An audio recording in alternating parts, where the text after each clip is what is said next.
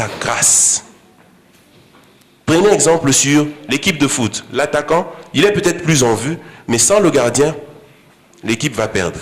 Alléluia. Et le gardien, c'est comme l'intercesseur. On ne le voit pratiquement pas, mais si l'intercesseur ne fléchit pas les genoux, l'église va être vulnérable. Alléluia. Il faut comprendre ces choses. Nous allons lire un autre verset. Je l'ai déjà dit d'ailleurs, Philippiens 2,4. Donc, nous devons comprendre que le fait d'être un corps, nous sommes les membres, ça implique trois choses comme je l'ai dit. Première chose, c'est que nous sommes tous dépendants de la tête qui est Christ. Il n'y a pas de rang privilégié. Et la Bible dit, nous sommes tous abreuvés par un seul esprit. Alléluia. Deuxième chose, c'est la complémentarité. Le principe du corps, donc, j'ai dit première chose, c'était, nous sommes tous dépendants de la tête qui est Christ. Deuxième chose, c'est la complémentarité. En tant que des membres du corps, nous avons tous besoin les uns des autres. Et si vous voulez le verset, c'était 1 Corinthiens 12, 21. Et troisième chose, c'était le désintéressement, l'altruisme. Ça veut dire quoi? Ça veut dire privilégier les intérêts des autres. Quand nous lisions dans Philippiens 2, 4, que chacun de vous, au lieu de considérer ses propres intérêts, considère aussi ceux des autres. Que chacun de vous, au lieu de considérer ses propres intérêts, considère aussi ceux des autres. Quand on est dans cette logique-là, on n'a pas le temps de chercher qui est le plus grand. Alléluia. On n'a pas le temps de chercher qui est le plus grand. Comme les disciples avaient posé la question. C'est parce qu'ils n'avaient pas l'intelligence renouvelée. Et si réellement il y avait un plus grand parmi les disciples, Christ aurait dit le plus grand c'est Pierre, le plus grand c'est Jean, ou le plus grand c'est Jacques. Mais Christ n'a pas dit qui est le plus grand. Christ, voyant leur manière de fonctionner, Christ, qu'est-ce qu'il a fait? Il a introduit la notion du fonctionnement divin. Il a dit celui qui veut, parce qu'il y a toujours des gens qui veulent. Normalement, il ne faut même pas vouloir. Mais Christ dit, bon, puisque c'est vraiment plus fort que vous, celui qui veut, voilà la solution. Mets-toi en dessous des autres. Comme ça, l'affaire est close. Celui qui veut, mets-toi en dessous des autres. Or, ce fonctionnement-là, ça n'a pas de logique dans le monde. Ça n'a pas de logique. Celui qui veut être grand, il doit être au-dessus. Mais maintenant, on te dit, si tu veux être au-dessus, sois en dessous. Quelle logique? Ça, c'est la logique de Dieu. Dieu a des logiques qui n'ont rien à voir avec le monde. Le mariage, 1 plus 1 égale, ça c'est la logique de Dieu. C'est pour cela que la Bible dit, soyez renouvelés dans votre intelligence. Parce que nous avons toujours tendance à vouloir amener notre logique du monde. 1 plus 1 dans le mariage égale 1. Mais dans le monde, on nous a appris 1 plus 1 égale 2. Ça c'est la logique de Dieu. Et c'est comme ça pour le fonctionnement dans l'église. Dieu a sa logique. Il n'y a pas de supériorité, il n'y a pas de chef, le chef c'est Christ. Alléluia. Mais nous sommes tous dépendants de Christ et chacun selon sa fonction. Ça c'est la logique de Dieu. Vous regardez dans l'église primitive, ils étaient nombreux, mais la Bible dit qu'ils avaient tous un même cœur, une même pensée. Ça c'est Dieu. 1 plus 1 plus 1 plus 1 plus 1 plus 1 plus 1 égale 1. Ah. Ça c'est la logique de Dieu. Autant de 1 que vous voulez, ça doit faire, selon nous, si c'est 500, ça va faire 500. Mais selon Dieu, c'est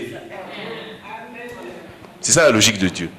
Et quand nous serons à ce niveau-là, c'est là que, réellement, la parole de Dieu va se manifester dans toute sa gloire. Alléluia. Et c'est à ça que nous devons arriver, par la grâce de Dieu. C'est à cela que nous devons arriver. 1 plus 1 plus 1 plus 1 plus 1 plus 1 égale 1. Équation compliquée pour le monde, mais simple pour Dieu. Alléluia. Nous allons voir, par la grâce de Dieu, que le principe du corps se retrouve, nous allons lire dans Actes, où le principe du fonctionnement selon le corps est véritablement explicite dans Actes.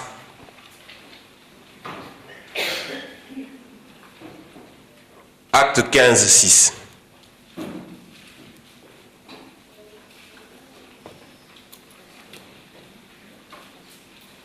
Actes 15, 6. Les apôtres et les anciens se réunirent pour examiner cette affaire. On peut continuer. Une grande discussion s'étant engagée, Pierre se leva et leur dit, « Hommes frères, vous savez que dès longtemps, Dieu a fait un choix parmi vous, afin que, par ma bouche, les païens entendissent la parole de l'évangile et qu'ils crussent. » On va continuer. « Et Dieu qui connaît les cœurs, leur a rendu témoignage en leur donnant le Saint-Esprit comme à nous. Il n'a fait aucune différence entre nous et eux, ayant purifié leur cœur par la foi. » Ça va être une longue lecture. « Maintenant donc, pourquoi tentez-vous Dieu en mettant sur le cou des disciples un joug que ni nos pères, ni nous n'avons pu porter? Mais c'est par la grâce du Seigneur Jésus que nous croyons être sauvés de la même manière qu'eux. » Toute l'assemblée garda le silence et l'on écouta Barnabas et Paul qui racontèrent tous les miracles et les prodiges que Dieu avait faits par eux au milieu des païens. Lorsqu'ils eurent cessé de parler, Jacques prit la parole et dit, « Hommes, frères, écoutez-moi, on va s'arrêter là. Nous allons aller au verset 22, toujours du même chapitre. Alors, suivez-moi très bien, il parut bon aux apôtres, aux anciens et à toute l'Église de choisir parmi eux et d'envoyer à Antioche avec Paul et Barsabas, Jude, appelé Barnabas, et Silas, hommes considérés entre les frères. Verset 23. Ils les chargèrent d'une lettre, ainsi conçue, les apôtres, les anciens et les frères. Alléluia. Regardez la structure corporelle. Alléluia. Un problème s'est posé du temps de l'église primitive. Il y a des juifs qui sont venus, qui ont commencé à annoncer un évangile du genre, pour être sauvé, il faut se faire circoncire. Il y a eu un débat à ce sujet. Et à l'issue de ce débat, qu'est-ce que la Bible dit? Déjà, il y a des frères qui sont montés à Jérusalem pour traiter ce sujet. Alléluia. Ce n'est pas, comme nous le vivons actuellement, une seule personne qui a décidé. Alléluia. Et je vais juste ouvrir une parenthèse. Pour arriver à ce fonctionnement-là, je le répète et je le répéterai encore, il faut que nous soyons nés de nouveau. Il faut que nous soyons nés de nouveau. Parce que on ne peut pas participer à un tel débat si on n'est pas né de nouveau. On sera plus source de malédiction que de bénédiction. Alléluia. Donc, tout cela était réellement né de nouveau. Et la Bible dit, Pierre a parlé. Ça ne fait pas de Pierre, comme beaucoup le pensent, le pasteur ou le leader de l'église de Jérusalem. Non. Pierre a parlé. Quand Pierre a parlé, selon sa grâce, Jacques aussi a parlé. Et c'est Jacques qui a parlé en dernier. Mais ça ne fait pas de Jacques le leader ou le pasteur de l'église de Jérusalem. Non. Ce n'est pas Jacques qui a pris la décision et ce n'est pas Pierre non plus qui a pris la décision. Parce que le verset 22, qu'est-ce qu'il est dit? Il parut bon, qu'on me remette le verset 22. Alors, il parut bon aux apôtres, bien que Jacques avait parlé. Mais il a fallu que la décision puisse paraître convenable aux apôtres, aux anciens et à toute. Alléluia. Vous voyez comment les apôtres, ils pouvaient dire que nous avons été avec Jésus, c'est nous qui décidons. Alléluia. Non, non, non. Bien qu'ils ont été avec Jésus, mais regardez comment ils ont la considération de ceux qui sont avec eux. Alléluia. Parce que la Bible, quelque part, la Bible appelle Pierre, Jacques et Jean des colonnes.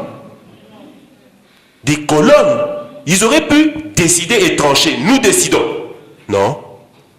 Ils ont pris les frères qui ont la maturité. Et je dis, il faut être né de nouveau. Parce qu'aujourd'hui, le problème dans les assemblées, c'est quoi? C'est qu'on s'appelle tous frères. Mais spirituellement, nous ne sommes pas tous frères. C'est cela le grand problème actuellement. Qui peut participer maintenant à un débat dans l'église? C'est cela le grand problème. Mais pour ceux qui les concernent, ils étaient tous nés de nouveau. Et quand la Bible dit frère, ce n'est pas frère parce que tu viens dans l'assemblée, non. C'est parce que spirituellement, nous avons réellement le même esprit. Or, nous pouvons être tous là, mais nous n'avons pas forcément tous le même esprit. C'est important. Si nous allons dans la profondeur des choses, on ne peut pas tous comme ça s'appeler frère. Pour que nous puissions nous appeler frère, il faut vraiment que l'esprit m'atteste que tu as vraiment le même esprit que moi. Mais aujourd'hui, selon la tradition, dès que quelqu'un entre, c'est pas mauvais. Mais c'est pour vous dire que dans la profondeur des choses, on ne peut pas tous comme ça s'appeler frère.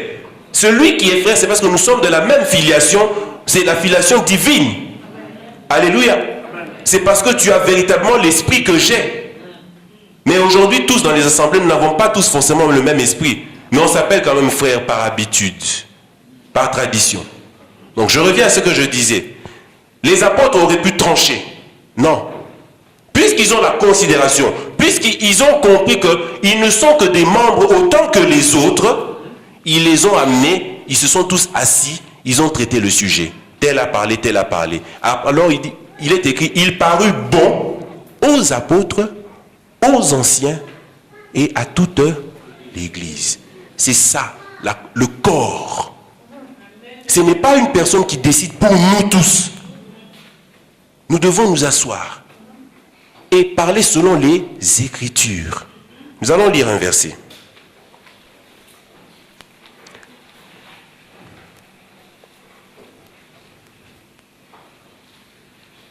Verset 15, toujours du même chapitre. Le verset 15.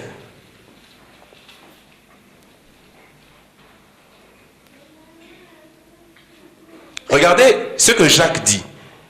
Pendant que Jacques parlait, Jacques dit une chose. Il dit, et avec cela s'accordent les paroles des prophètes selon qu'il est écrit. Alléluia. Quand nous nous asseyons pour parler, anciens, apôtres, ministres, frères, nous ne parlons pas selon nos sentiments. Alléluia. Je ne parle pas selon mes sentiments. Parce que ça m'intéresse, ça me plaît ou ça ne me plaît pas. Nous parlons selon qu'il est écrit. Jacques a parlé, il a dit, ce que nous disons s'accorde avec ce qui est écrit. Nous ne faisons pas les choses comme ça par sentiment. Non. Nous faisons les choses en accord avec ce qui est écrit. Donc, quand nous nous asseyons pour parler, nous devons avoir la Bible en face de nous. Tu parles, je t'écoute, tu me dis, bien-aimé, c'est écrit comme ça, comme ça. Ah oui, la parole dit ça, la parole dit ça. Ce n'est pas, ah non, non, moi je ne fais pas ça. Mais tu ne fais pas ça en fonction de quoi? Ton argument est posé sur quoi? Ton argument doit être basé sur la parole. Parce que c'est la parole qui nous conduit. Ce n'est pas l'intelligence de l'homme, non. Ce n'est pas les sentiments ou la volonté d'un homme ou des hommes, non. C'est la parole. Si la parole dit, ah, nous sommes tous obligés de nous aligner comme ça, que ça te plaise, que ça ne te plaise pas, c'est la parole. Nous allons nous aligner à la parole. Alléluia. C'est la parole. Et Jacques a dit, et avec cela s'accordent les paroles des prophètes selon qu'il est écrit. Alléluia.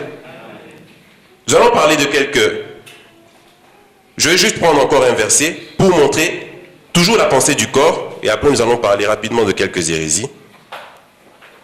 Regarde, prenons Hébreux 13, 17. Hébreux 13, 17. Regardez ce que la Bible dit. Je vais relever un point. Obéissez à vos. Alléluia. Obéissez à vos conducteurs. C'est pour dire que la Bible, la pensée divine, c'est un ensemble. Alléluia. Ce n'est pas une personne, mais c'est l'ensemble. Alléluia. Et aujourd'hui, comme j'ai dit, la tradition veut que ce soit une personne qui décide, qui conduise, qui dirige. Une personne. Mais regardez la Bible. Obéissez à vos conducteurs. Prenons Philippiens 1:1.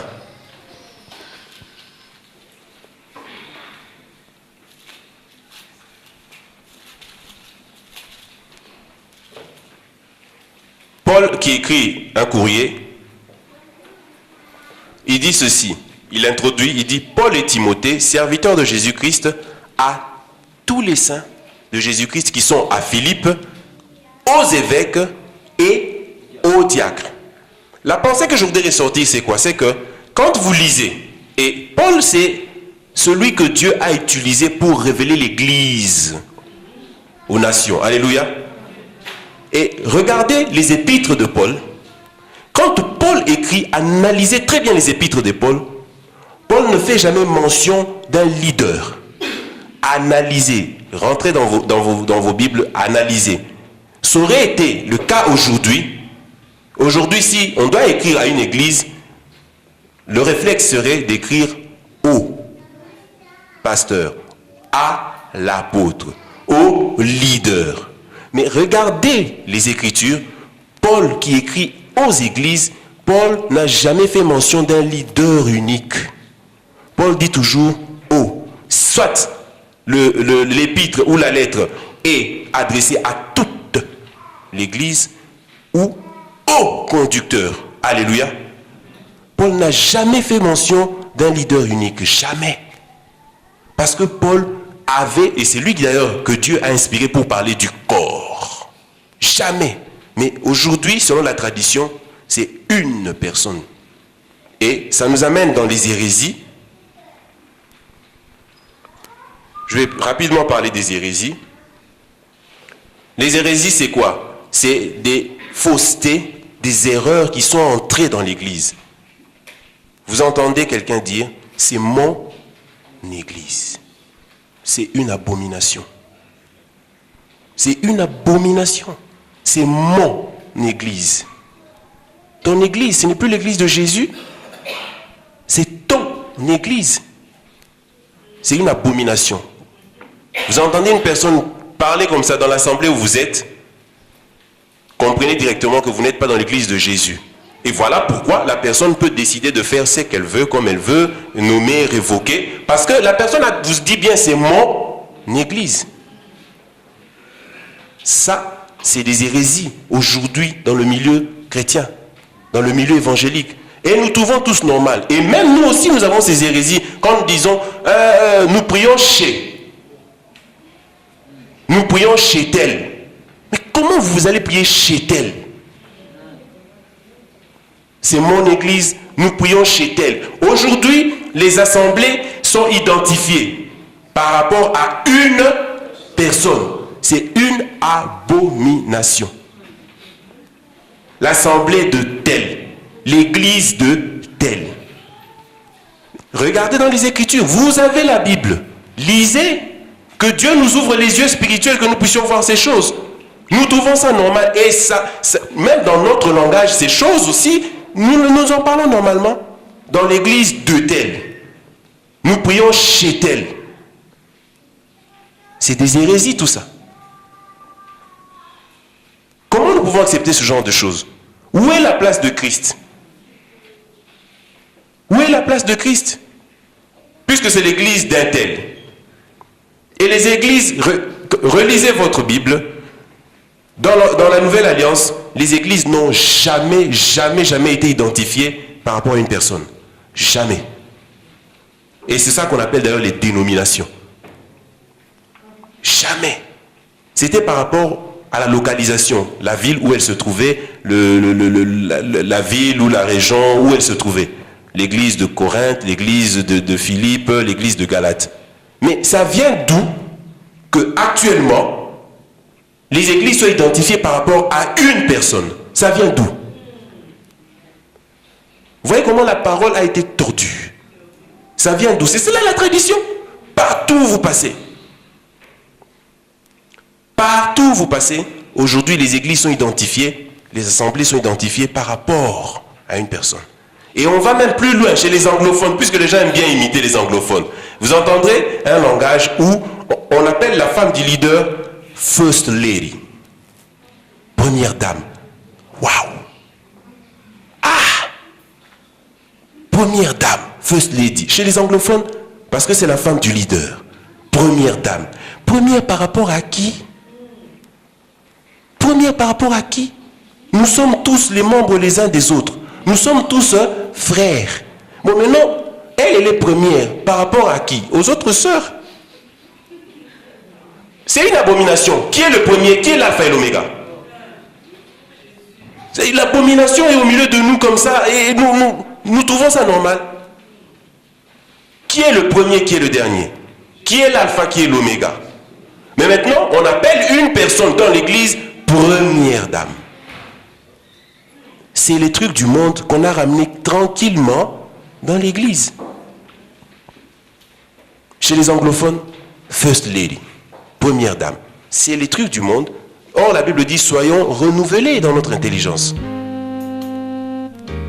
Nous allons nous arrêter là. Que Dieu vous bénisse.